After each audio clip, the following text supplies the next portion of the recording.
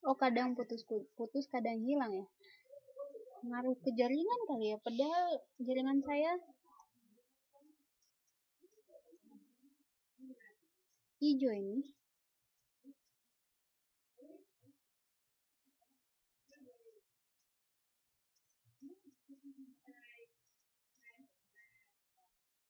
Oke, saya ulangi lagi. Jadi benar yang Mbak Alfian tadi bilang ya, bahwa biasanya di dalam kalimat tanya itu identik dengan 5W1H. Apa itu 5W-nya? What, when, where, why, who. Adalah apa, di mana, siapa, kemana, dan kapan.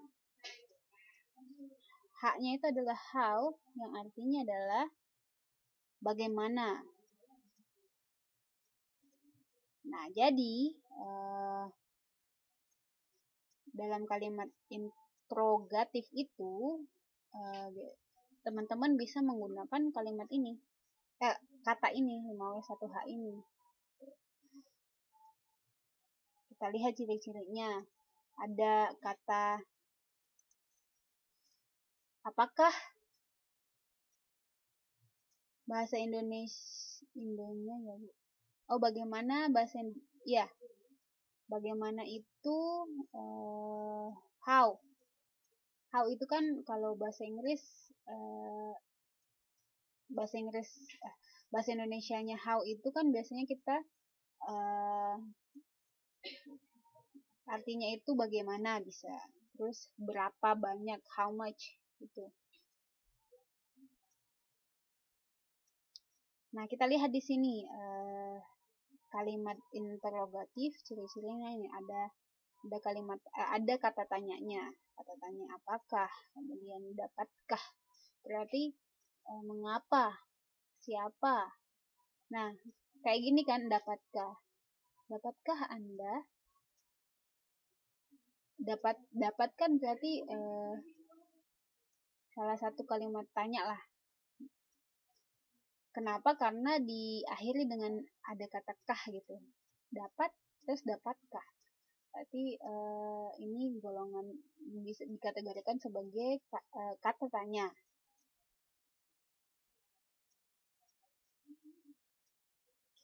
Nah, ayo kita masing-masing coba mencari di teks ini ya, teks apa yang harus dilakukan jika kena tilang.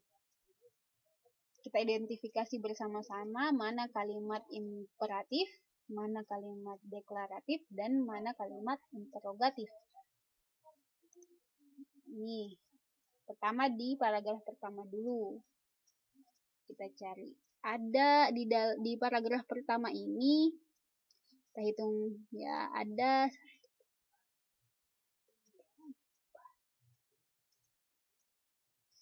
lima kalimat.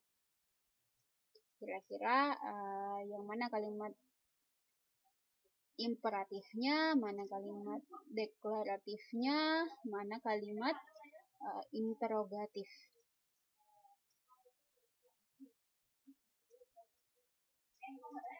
Di Indonesia banyak pengendara kendaraan bermotor. Jika pengendara melakukan pelanggaran, tentu pihak berwajib akan menilangnya. Pengendara kendaraan bermotor perlu mengetahui prosedur penilangan. Berikut hal yang harus Anda perhatikan ketika dikenakan surat bukti pelanggaran berlalu lintas. Dengan memperhatikan hal ini, ketika melakukan pelanggaran, Anda tidak akan dirugikan dan akan mendapat sanksi sesuai dengan peraturan.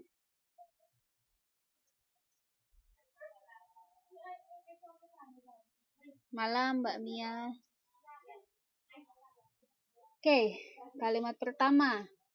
Kita identifikasi. Kalimat pertama ini apakah kalimat imperatif, interrogatif, atau deklaratif?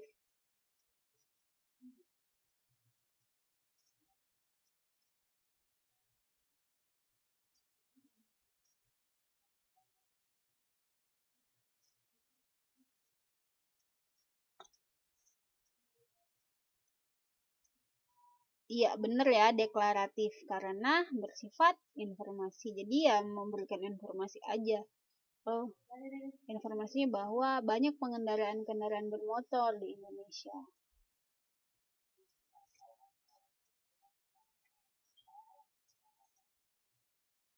Oke, kita move ke kalimat kedua. Jika pengendara melakukan pelanggaran, tentu pihak berwajib akan menilangnya.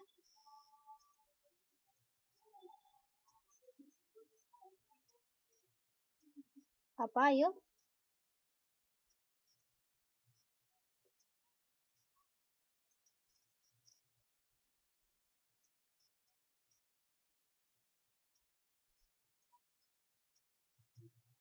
Adalah kalimat deklaratif lagi ya. Jadi di sini bahwa pihak berwajib ada jika dan tentu. Berarti kita lihat di melakukan pelanggaran, kemudian menilangnya. Gitu. Jadi ini informasi ketika ada yang melakukan pelanggaran, berarti pihak berwajib itu akan menilang. Jadi masih deklaratif. Pengendara kendaraan bermotor perlu mengetahui prosedur penilangan, masih deklaratif.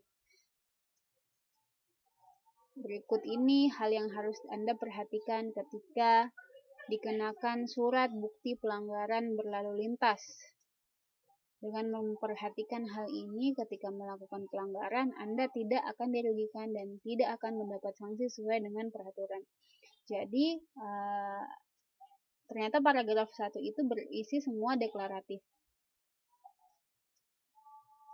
Kenapa kok ini semua berisi deklaratif? Karena di paragraf 1 itu adalah pernyataan umum ya, berarti pembuka dari teks ini. Biasanya ciri-ciri pembuka ya masih tentang informasi terkait apa yang ingin dituliskan. Belum masuk ke aspek yang ini laporkan kalau misalnya di teks laporan, belum masuk ke intinya, baru pembuka. Semua masih deklaratif. Oke, kita ke paragraf 2.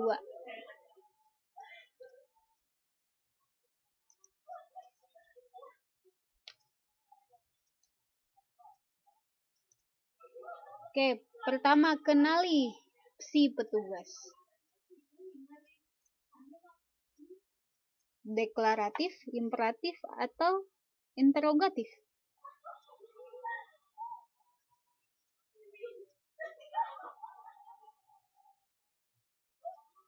Ayo. Gampang ini ya.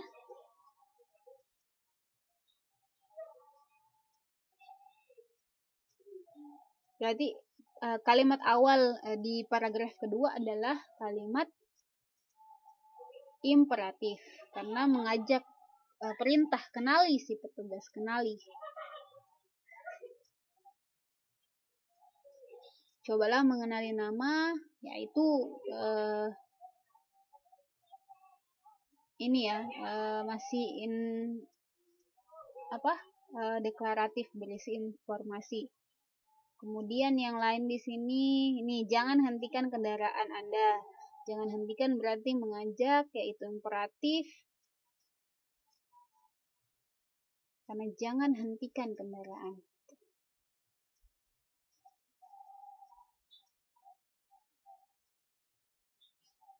Nah, di paragraf ketiga, yang mana? Oh, Mbak Alfian, tadi saya menanyakan di ini nih, paragraf kedua, pernyataannya pertama itu kenali si petugas. Kenali si petugas, kita ketahui ya, tadi baru saja dijelaskan bahwa ada kata kenali di sini, berarti maksudnya adalah kalimat imperatif yang mengajak mengenal, perintah untuk mengenali si petugasnya.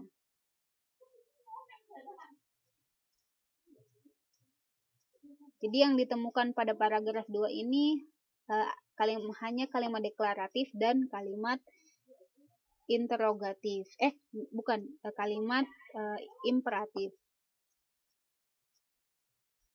Iya, nggak apa-apa Mbak Nona.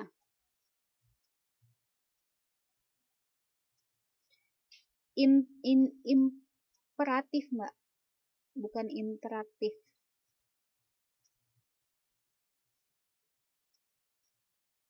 Mbak Siti Sumarni.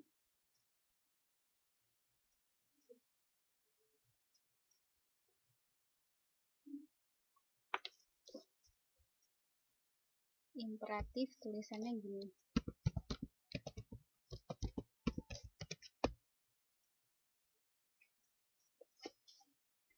Nah, di paragraf ketiga kita lihat di langkah kedua masih isinya imperatif dan deklaratif. Pahami kesalahan Anda, tanyakan kesalahan. Itu masih kalimat imperatif, dan sebagai pembimbing masyarakat, polisi harus menjelaskan bla bla bla, itu lebih ke informasi, yaitu deklaratif. Ke paragraf keempat masih sama, 5 pun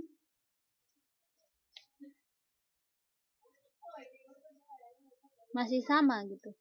Berarti belum ada contoh kalimat interrogatif ya, kalimat bertanya.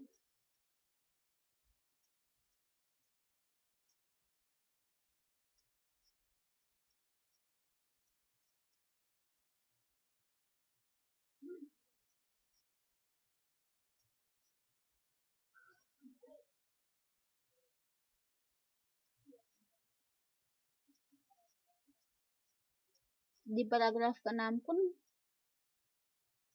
ada beberapa kalimat. 1,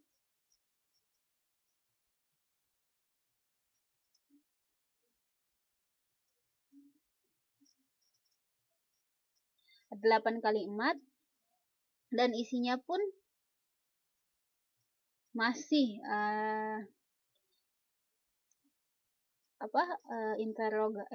imperatif dan deklaratif gitu ya. Belum ada contoh kalimat interrogatif. Contoh kalimat interrogatif ya gini, apakah petugas memakai tanda pengenal? Nah, jadi diawali dengan kata tanya dan diakhiri dengan tanda atau tanda baca tanya ya, tanda tanya, seperti itu. Gampang sih sebenarnya mencoba mencari kalimat interrogatif, karena melihat ciri-cirinya saja, diawali dengan kata tanya dan diakhiri dengan tanda baca tanda tanya.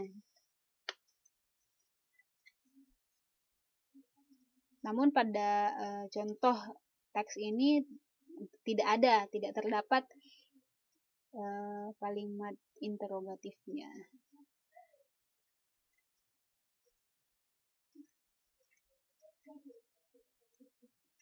Oke ya. Sampai di sini ada yang ingin ditanyakan?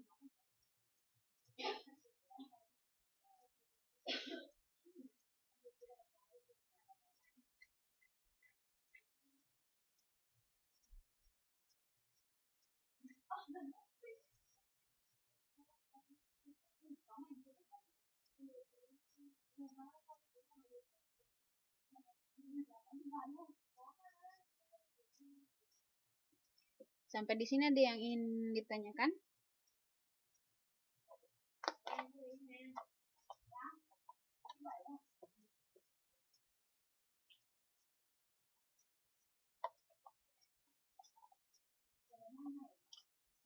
Tes.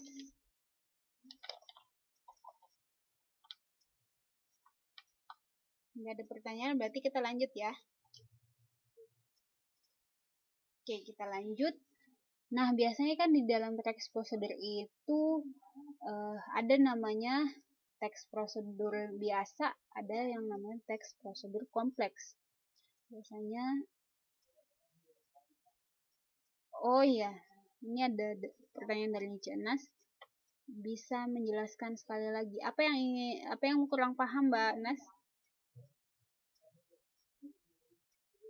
Yang letak kurang pahamnya di mana? Jadi yang tadi ya, flashback secara singkat, Jadi ada yang di dalam teks prosedur itu biasanya kita isinya itu kalimat perintah.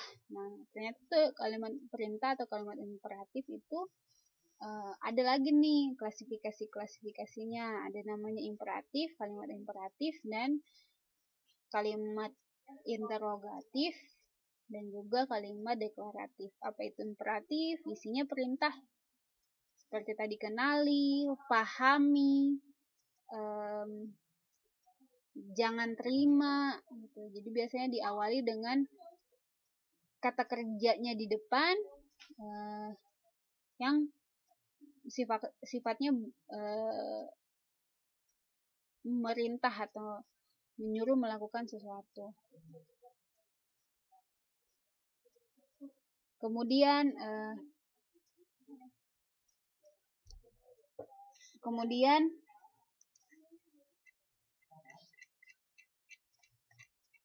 apa itu kalimat deklaratif? Adalah kalimat yang isinya informasi. Dari kata declare, ingat saja ya, declare bahasa Inggris kan mendeklarasikan atau pernyataan gitu. Jadi biasanya pernyataan itu isinya informasi. Contoh kalimatnya ya simple aja gitu, berisi informasi.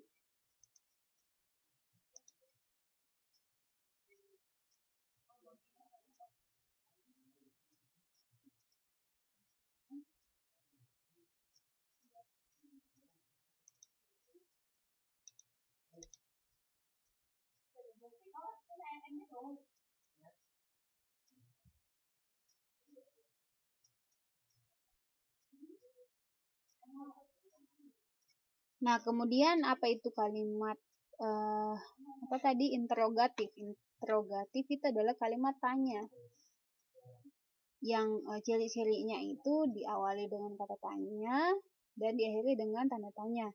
Seperti, apakah Anda mengenali petugas? Apakah Anda memahami kesalahan Anda? Dapatkah Anda memastikan tuduhan pelanggaran? Seperti itu.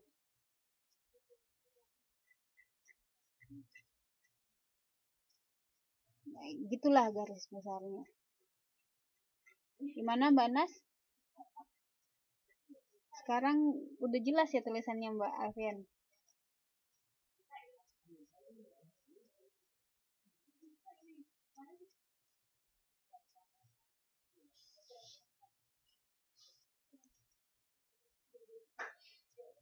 Oke, kita lanjut. Biasanya nih dalam teks prosedur itu ada yang namanya teks prosedur biasa, ada yang namanya teks prosedur kompleks. Bedanya adalah kalau biasa saja, kalau teks prosedur biasa ya isinya lebih simple. Kata-katanya langsung straight forward, maksudnya langsung tepat pada sasaran. Saya instruksinya mungkin biasa mbak-mbak membuat kopi atau buat Indomie mie instan, ada langkah-langkah kerjanya, itu langkah cara memasaknya ya, di balik atau di kemasannya, langsung di situ didihkan air, kemudian masukkan mie. Langkah ketiga, tuangkan bumbunya atau seasoningnya. Keempat, mie-nya siap dinikmati. Seperti itu. Nah, jadi itu simpelnya dari teks prosedur.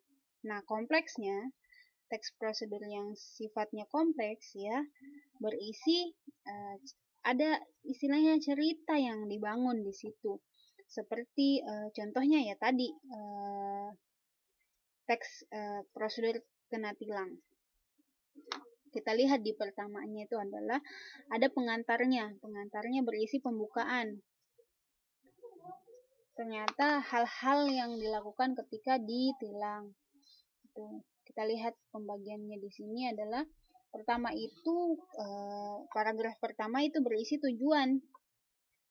Kenapa sih kita mau bikin ini? Ternyata ingin menginformasikan bahwa ada beberapa langkah yang ditempuh untuk ketika kita kena tilang gitu. Yang ditandai dengan kita lihat di sini berikut ini hal yang harus Anda perhatikan ketika ditilang. Dengan memperhatikan hal ini ketika melakukan pelanggaran, Anda tidak akan dirugikan dan akan mendapat sanksi sesuai dengan peraturan. Jadi adalah story-nya gitu, ada pembukaan dulu yang isinya tujuan. Kemudian itu tadi selanjutnya itu isinya kemudian adalah berupa langkah-langkah. Ada langkah pertama sampai langkah kelima. Sebenarnya simpelnya langkahnya itu ya isinya ini aja sih sebenarnya intinya tuh di teks sebelumnya ya. Pertama, kenali si petugas. Kedua, pahami kesalahan. Ketiga, pastikan tuduhan pelanggaran. Keempat, jangan serahkan kendaraan STNK-nya. Kelima, terima atau tolak tuduhan. Simpelnya sih ini. Nah, ketika kita ingin membuat menjadi kompleks, berarti kita memberikan further information atau informasi selanjutnya, informasi tambahan. Maka terbentuklah teks seperti teks kena tilang tadi ya. Pertama, kenali si petugas.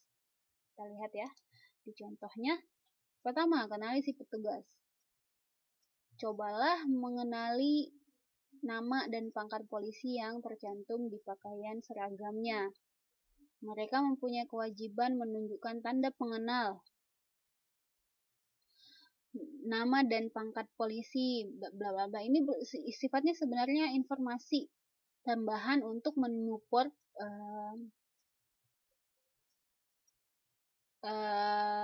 menyupport langkah yang dijelaskan pada langkah pertama ini.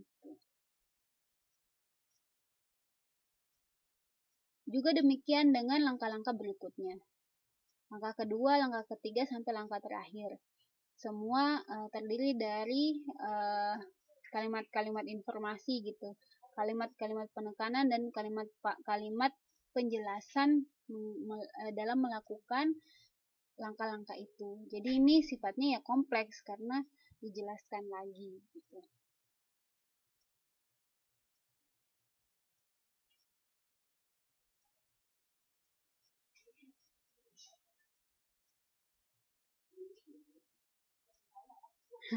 Ya, semoga ini ya suara saya merdu pengantar tidur. Oke, itu tadi ininya ya. Jadi dalam teks prosedur itu ada story yang atau cerita yang dibuat ya. Pertama itu isinya pengantar atau pembukaan yang isinya tujuan dalam membuat teks prosedur itu. Kemudian selanjutnya adalah langkah-langkah melakukan tujuan tersebut. Langkah-langkahnya itu simpelnya bisa seperti yang di kotak ini ya. Pertama bla bla bla langsung ke langkah-langkahnya. Tetapi ketika dia sudah dibuat dalam teks prosedur, maka dituntut untuk menjelaskan lebih mendalam atau menjelaskan step-stepnya lebih spesifik lagi sehingga jadilah satu cerita mengenai sesuai dengan contoh ya, mengenai contoh kena tilang itu.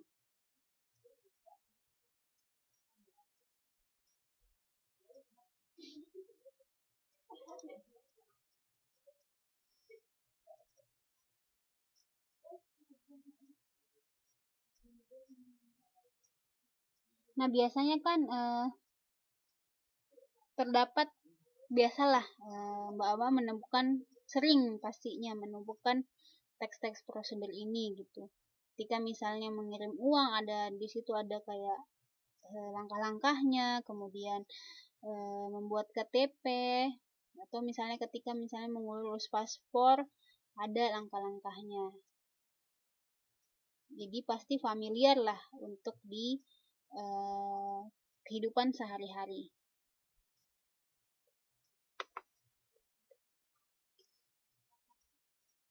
Biasanya di dalam teks prosedur juga tidak hanya langkah-langkah gedenya ya, maksudnya kayak pertama kenali bla bla bla, kedua dan sebagainya. Ternyata di dalam langkah itu ada sub langkah lagi. Misalnya untuk menjelaskan lebih dalam lagi, ternyata membutuhkan langkah-langkah lagi, yaitu tidak apa-apa digunakan dalam teks prosedur. Artinya teks prosedur yang baik adalah teks prosedur yang memberikan instruksi yang jelas dan mudah dimengerti.